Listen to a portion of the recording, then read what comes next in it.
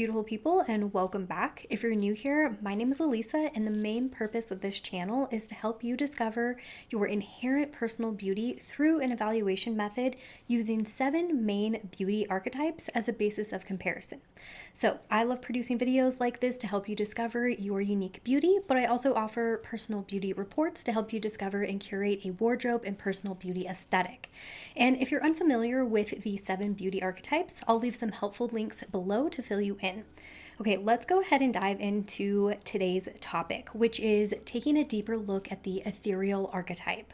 So I'm going to be breaking down the alluring ethereal archetype. I'll be covering the origin of the idea of ethereal beauty, the typical outstanding physical and essence traits, garment recommendations, and we'll take a look at some individuals, some of which are my own personal clients, who in my opinion possess the beauty of this archetype. Okay, so we have a lot to cover, so let's dive straight in, starting with taking a look at the history of the concept of this archetype. Okay, real quick, I decided that this video is actually going to be 2 parts because I really wanted to be thorough in showing examples of ethereal beauty in women. So this first video is going to serve as a general outline for ethereal beauty and will include the general garments and styling recommendations. And in part 2, I'll be diving deep into my analysis and styling recommendations of both celebrities and non-celebrity women who are my own clients who have ethereal beauty. Okay, so let's get back to it. Okay, so I'd like to highlight the origin of the word ethereal to give a foundation of understanding to this majestic type of beauty. So this term comes from the Greek word ether, which means air or of the upper region of space. And it started becoming more widely used in the 1500s and was defined as spirit-like, immaterial, light, airy, and of the highest regions of the atmosphere. It was a way of describing a sight, sound, or experience that was heavenly or supernatural in a captivating way. Now, unlike the other 6 main archetypes, dramatic, natural, classic, romantic, gamine, and ingenue, the ethereal did not originate from Harriet McGemsey to be used as a basis of comparison for determining one's personal beauty characteristics.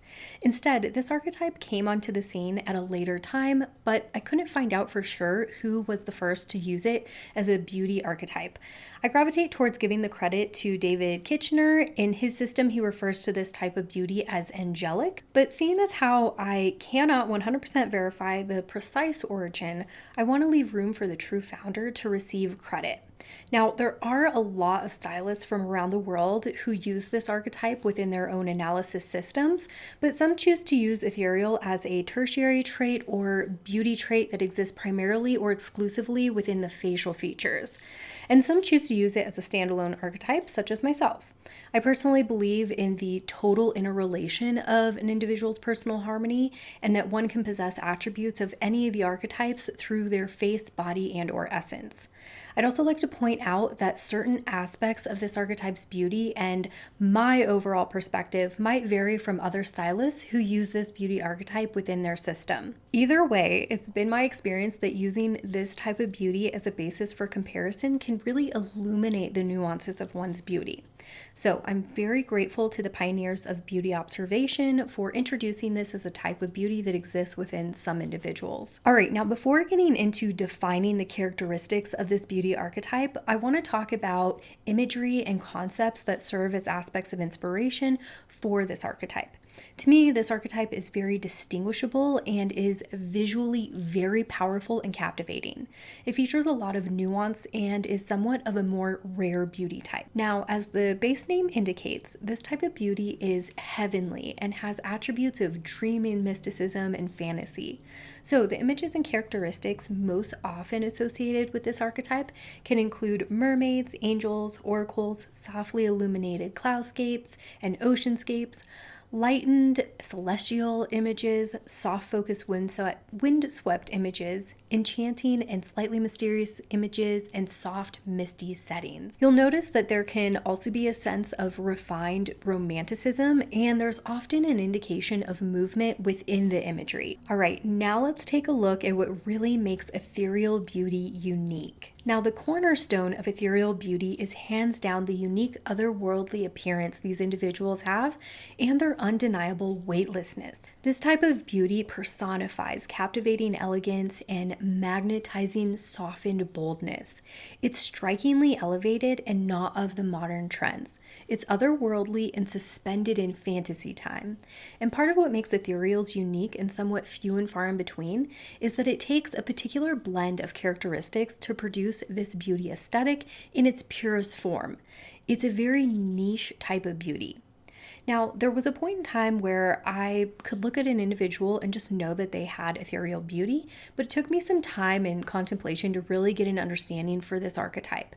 And something that I concluded is that their blend of features is like the gamine, except opposite. Now, hang with me here. I know that that's kind of hard to grasp, but what I mean is that pure ethereals have a distinguishable juxtaposition between yin and yang, similar to the gamine, except they're more mature, bold, and reside on the yang side of the spectrum, as opposed to the gamine, who are youthful, small scale, and reside on the yin side of the spectrum.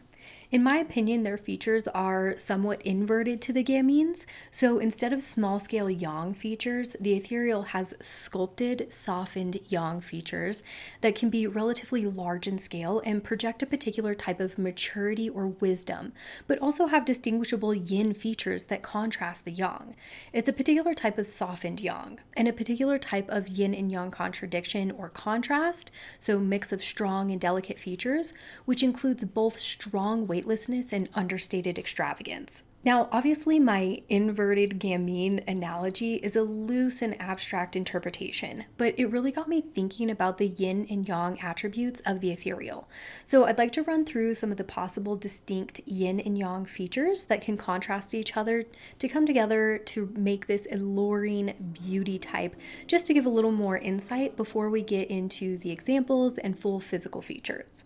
So possible yang features include sculpted, elongated, elevated, poised, elegant, dignified, majestic or statuesque, large-scale features, fairly strong presence, and refined. And possible contrasting yin features include softened edges, soft or delicate coloring, fluid, purity or lucidity, smooth texture, weightlessness or delicate, S-curve shapes, angelic features or appearance, and enchanting.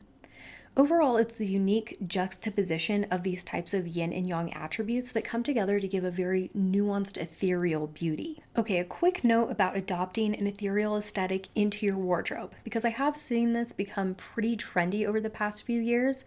Now, just like any aesthetic, an ethereal aesthetic can be stylized and adopted by anyone who desires this type of look. But to inherently have this beauty aesthetic is slightly rare. Okay, now let's touch on the physical features of ethereals.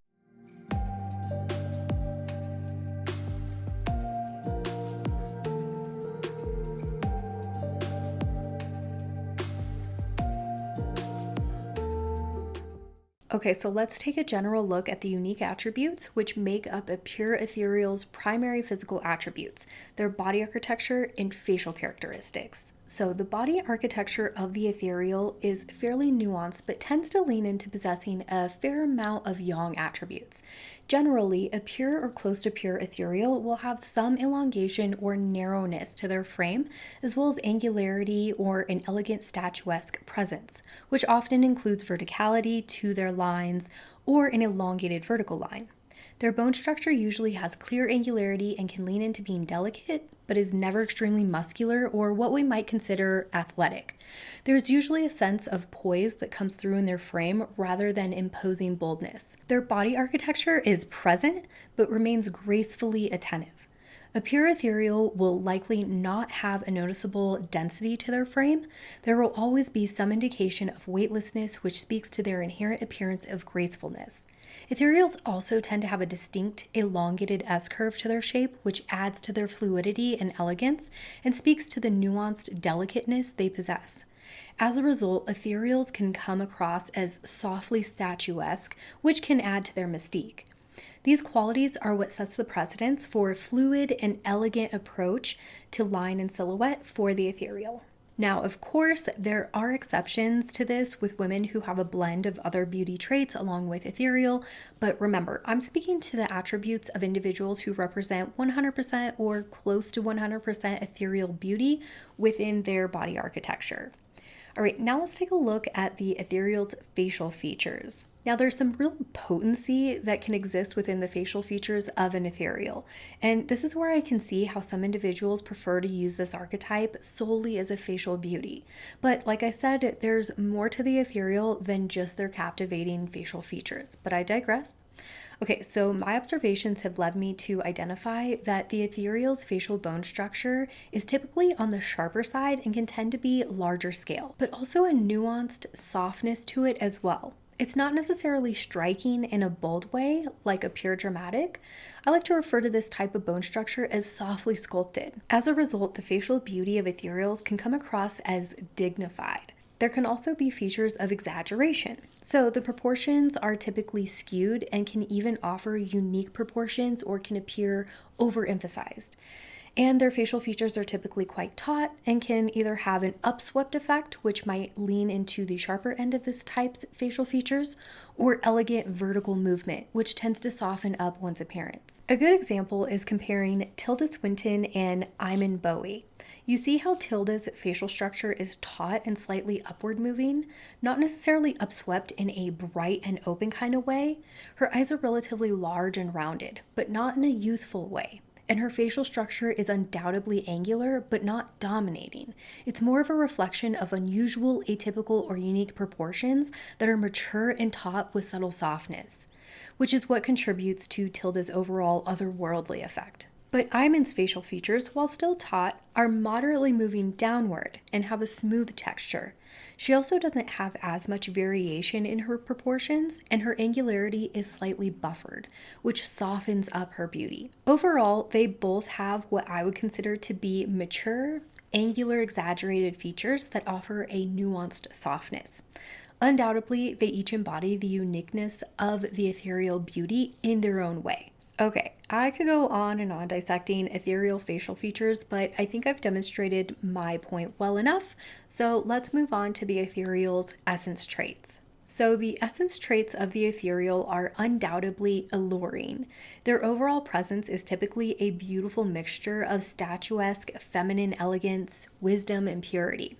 Now, in case you didn't know or aren't familiar with how I approach identifying beauty aesthetics, I believe that essence manifests through one's physical and non-physical attributes. So, for an ethereal's non-physical essence traits, their voice is typically smooth and can range from moderate to deeper in tone, and the cadence is even, which can add intrigue and a mesmerizing quality.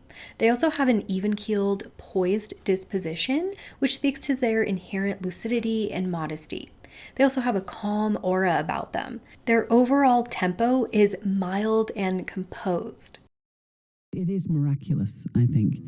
And that's the thing, we talk about miracles as coming from other places, but I mean, music is connected to another realm.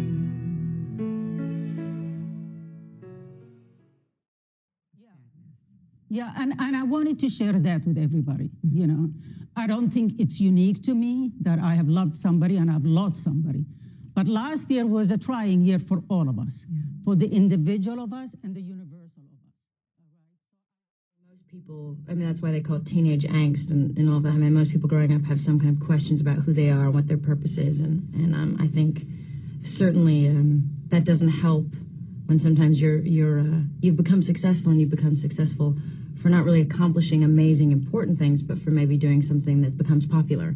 And so you can feel a bit empty or confused why you're getting so much attention for something that was just a piece of art or something that you did.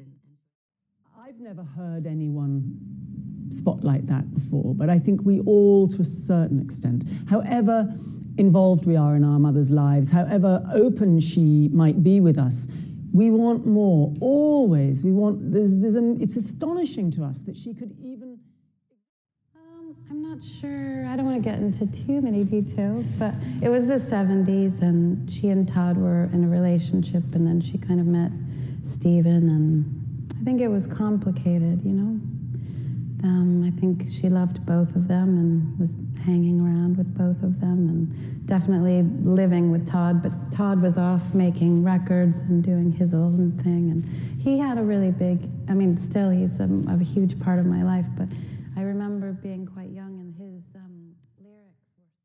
As for their physical essence traits, the physical essence qualities in their facial features offers a swept back, taut quality, but remains dignified or poised.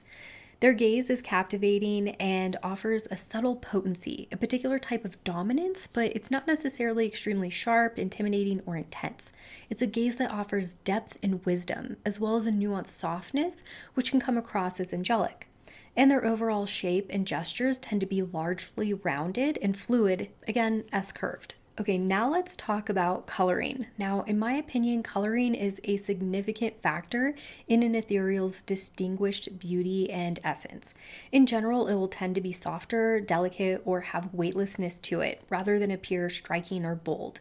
This is one of a few major contributing factors that characterizes ethereals specifically. So, the ethereal's essence conveys alluring feminine wisdom, which comes from their soft, statuesque presence, softly sculpted facial features, enlightened gaze, composed tempo, and weightless coloring. Now to recap, the ethereal's strong yet fluid lines, inherent elegance, and natural wisdom convey an oracle-like regal romanticism. Overall, their presence is firm and confident, yet inviting, self-contained, and or slightly mysterious. And they have beautiful, mature, exaggerated features and always possess a weightlessness and fluidity to their beauty. Okay, so we've arrived at the garment recommendations.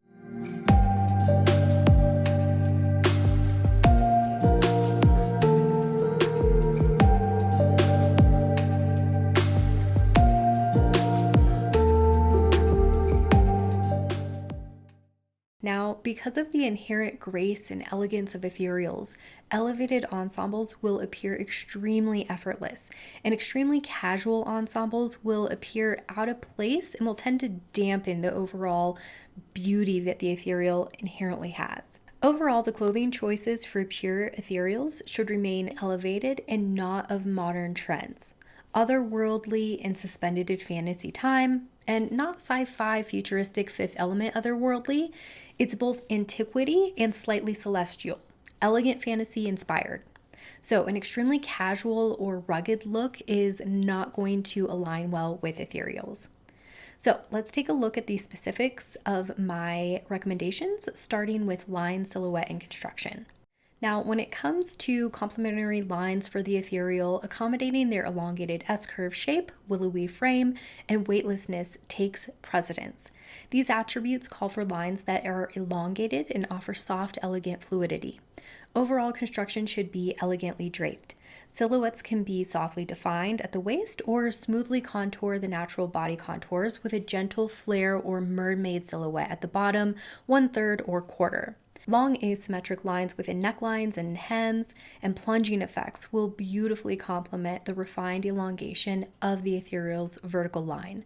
Overall, the lines and silhouettes should offer lightweight elegance and avoid segmentation. Materials and textures which have a smooth finish or offer the connotation of high quality will be most complementary. Sophisticated shimmering or metallic finishes are lovely for elevated effects. A pure ethereal should opt for fabrics that have minimal texture within the fabric itself or appear lightweight or delicate. Gently folded effects can be quite complementary, but avoid extremely rigid textures and effects. Translucent and iridescent effects speak to the ethereal's weightlessness beautifully. Overall, avoid extremely rigid materials as well as unrefined and slightly knobby textures. Okay, now let's talk about use of color. Use of color plays a vital role in a pure ethereal's wardrobe. Typically, the color palette is what helps bring dignified weightlessness and low-tempo harmony to ensembles. Colors that are celestially regal or soft and or blended or low contrast from head to toe will help to maintain the ethereal's elegantly elongated lines and statuesque yet airy presence. So a high contrast mix and match or lots of variation within the color palette in any given ensemble is not recommended. Overall, the connotation should be refined and weightless. All right, patterns and prints. In general, patterns and prints should be kept to a minimum with pure ethereals. the purity of their dignified celestial beauty will be best complemented with simplicity when it comes to patterns. Large-scale blended and ombre effects can be very complementary, and very low-contrast watercolor and damask type prints, as well as marbled effects, are good options for pure ethereals who want to add some interest into their ensembles. All right, details and accessories. Garments should be free from obvious detailing, and overall details should be kept to a minimum. Complementary details can include sophisticated cutouts and reveals, languid ties, wrap effects, and translucent beaded accents. Some intricacy can be introduced so long as it speaks to antiquity or otherworldliness. Line and connotation play a significant role when considering the type of jewelry for ethereals. Antiquity, elegance, and mild intricacy will complement ethereals well. Overall, keep the weight more delicate and jewelry lines moving downward or elongated. Complementary shapes include elongated teardrop or bell-shaped, oval, swooping lines, S-shaped, and cascading effects. Brushed metal, lighter natural stones, opal, pearlescent, and glass materials will complement the oracle-like beauty of ethereals. And last up is hair and makeup. Hairstyles and shapes which mimic the elongated S-curve shape of the ethereal's lines will frame their face beautifully. Overall, opting for longer hair lengths and keeping with refined volume, swooping shapes, and/or elegantly smooth or slightly sleek styles will be most complementary. And makeup should offer luminous refinement and simplicity. Overall, avoid extremely matte looks or playful youthful effects like faux freckles. Okay, so I hope this helped provide a new perspective and deeper look at the beauty of the ethereal, but that is it for today, and I will see you all at the next video. Bye!